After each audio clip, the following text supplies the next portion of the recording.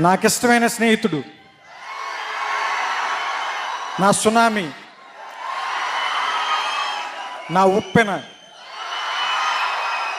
నేను దాచుకున్న నా సైన్యం, నేను శత్రువు మీద చేసే యుద్ధం,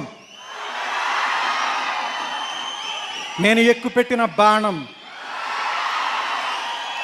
నా పిడికిట్లో ఉన్న వజ్రాయుధం, నా ఆశల ఆకాశంలో ఉన్న పిడుగు,